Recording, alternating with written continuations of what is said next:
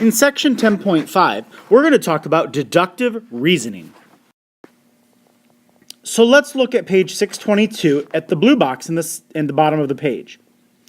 It says deductive reasoning, here's a vocab word, sometimes called logical reasoning, is the process of reasoning logically from given statements or facts to a conclusion. Your essential understanding. Given true statements, you can use deductive reasoning to make valid or true conclusions. So if you look at your property, the law of detachment. The law of detachment says, if the hypothesis of a true conditional is true, then the conclusion is true. So remember what your conditional is. Your conditional is an if-then statement. Your hypothesis is the beginning of that. The conclusion is the end. So if the hypothesis is true, then the conclusion is true. So if you look at your symbols, it says if P, then Q is true, and P is true, then Q is true. So that is called the law of detachment. To use the law of detachment, identify the hypothesis of a given true conditional. If the second given statement matches the hypothesis of the conditional, then you can make a valid conclusion. So here's how it works. Given, this is not in your book, but we're just going to go over a few examples. It shows you a given. If a student gets an A on a final exam, then the student will pass the course. That's your conditional. The hypothesis is a student gets an A on a final exam. The conclusion, then they will pass the course. So then we have a statement. Felicia got an A on her exam. By the law, so we're going to use the law of detachment here. The second statement, which is Felicia got an A on her exam, matches the hypothesis of the given conditional. By law of detachment, you can make a conclusion. You would make a conclusion then that says Felicia will pass her course. So let's look at another one. If a ray divides an angle into two congruent angles, then the ray is an angle bisector. So here, that's our given. So here we now have a statement. Ray RS divides angle ARB. So if you wanted to make a little diagram here, angle ARB and ray RS divides it. So the angle ARS is congruent to angle SRB. Well, the second statement matches the hypothesis of the given conditional, so by the law of detachment, you can make the conclusion that ray RS is an angle bisector. So now let's look at your got it problem at the top of page 623, using the law of detachment. The got it problem says, what can you conclude from the given information? A says, if there is lightning, then it is not to be safe out in the open. Then it says Marla sees lightning from the soccer field. So Marla sees lightning from the soccer field, matches the hypothesis that if there is lightning. So what is your conclusion? Your conclusion would be Marla is not safe out in the open. So I want you to write that down in A. Marla is not safe out in the open. So let's look at B. If a figure is a square, then its sides have equal length. There's your conditional. Then the statement says figure ABCD has sides of equal length. Now wait a minute. Does that match our hypothesis? Our hypothesis says if a figure is a square, but our statement says figure ABC has sides of equal length. That does not match our hypothesis. So therefore, you would write no conclusion is possible. So no conclusion is possible for part B. Now let's look at the bottom of page 623. It says, another law of deductive reasoning is the law of syllogism. The law of syllogism allows you to state a conclusion from two conditional statements when the conclusion of one statement is the hypothesis of another. So here's how it looks in symbols. If P, then Q, is true, and Q, then R is true, notice that Q is the hypothesis of that, but was the conclusion of the first conditional. So if Q, then R is true, then P, if P, then R is true. For example, if it is July, then you are on summer vacation.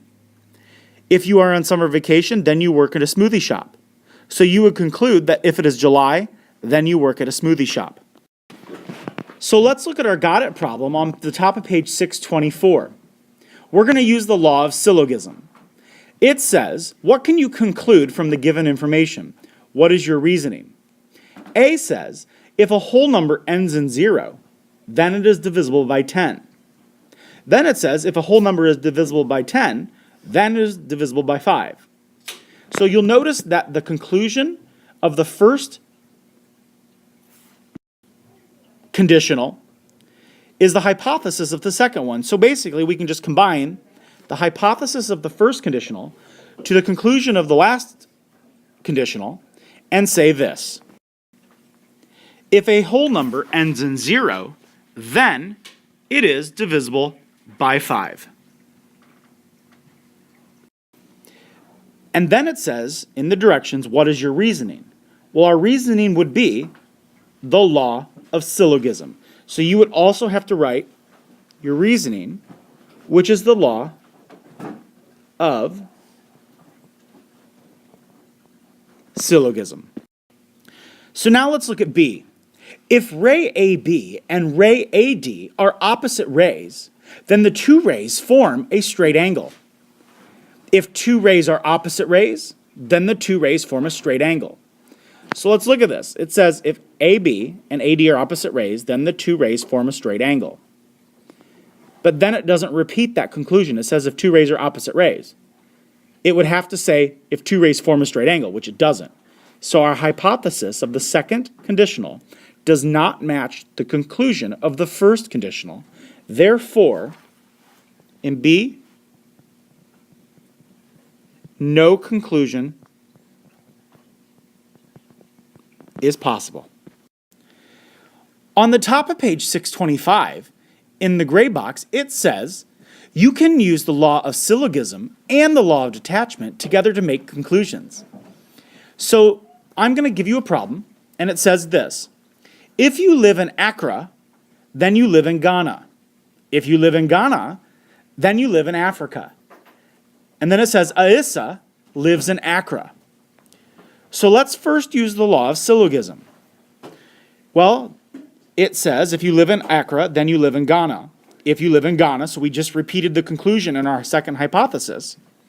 So we can, using the law of syllogism, we can say that if you live in Accra, then you live in Africa. Then our last statement says that Aissa lives in Accra. So using the law of detachment, we can say, well, if Aissa lives in Accra, then she would live in Africa. So our conclusion is that Aissa lives in Africa. So now let's look at problem 3 on page 625. And let's start with the got it problem. So our got it problem says, using the law of syllogism and detachment, what can we conclude from the given information? What is your reasoning? So part A says, if a river is more than 4,000 miles long, then it is longer than the Amazon. If a river is longer than the Amazon, then it is the longest river in the world. So what would you write using law of syllogism? What would you write for your conclusion here? You should write that if a river is more than 4,000 miles long, then it is the longest river in the world. And I'll say that one more time. We would say that if a river is more than 4,000 miles long, it is it is the longest river in the world. So, what can we conclude? It says the Nile is 4,132 miles long, so we can conclude that the Nile is the longest river in the world. And that is using the law of detachment. Part B then states, in problem 3, does it matter whether you use the law of syllogism or the law of detachment first? Explain. Yes, it does matter. Because if you use the law of detachment first, then you must use it again to reach the same conclusion. Because we have to first state that the law of syllogism is used first to write our conclusion that if a river is more than 4,000 miles long, then it is the longest river in the world. So therefore, using the law of detachment, we would say that the Nile is the longest river in the world. So we have to first use the law of syllogism, then the law of detachment. So our vocabulary in this lesson are 3 vocab words: deductive reasoning, the law of detachment, and the law of syllogism.